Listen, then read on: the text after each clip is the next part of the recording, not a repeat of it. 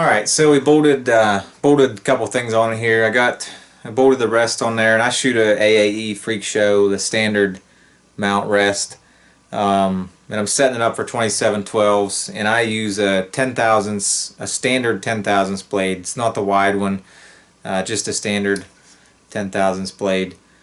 Got that on there. Got the sight bracket on there. I shoot the Excel Achieve sight, CR scope, Feather Vision 5 power lens. Sometimes shoot a 4 power indoors. Been shooting a 5 power outside, but I did want to, kind of go through what I do as far as when I first pull a bow out of the box. I mean, I check the poundage, check the cam alignment, and the cam alignment's always been good on them right out of the box. As far as for a basic setup. Later on down the road, you may have to shim a cam a little bit left or right, to get your bear shaft if you can't get it any other way. But generally on these bows, they've been really good right out of the box. I always check the, just everything, the rockers, strings, just before you drop back the first time. You never know, just as a precautionary. But the cam alignment was good, so everything was good there. Got the draw length set pretty close to where it needs to be already, and like I said, we'll fine tune that later. I got a loop put on here.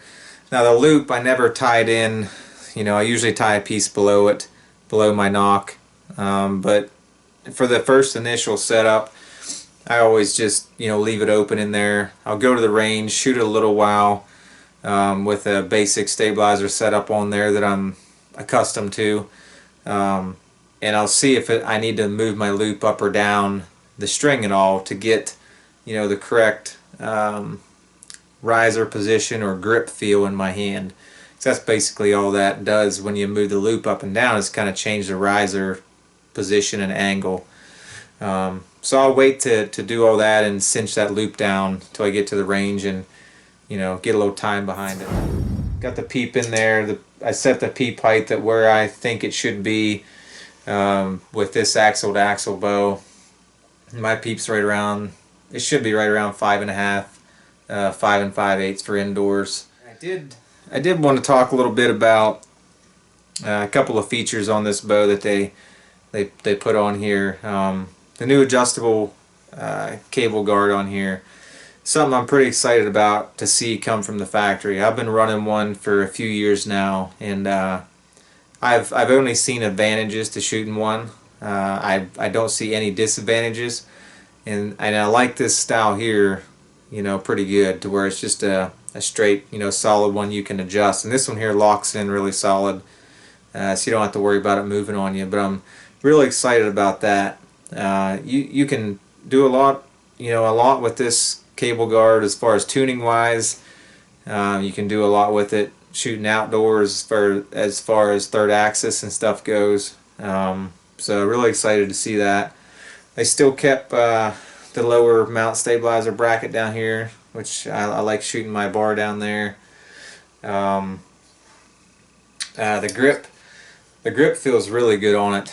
I just have a factory grip angle on there now. It's just a 0, but they make a 2, 4, and a 6 degree, which is more of a high risk grip on there too. But the finish on it's really good. I like the finish.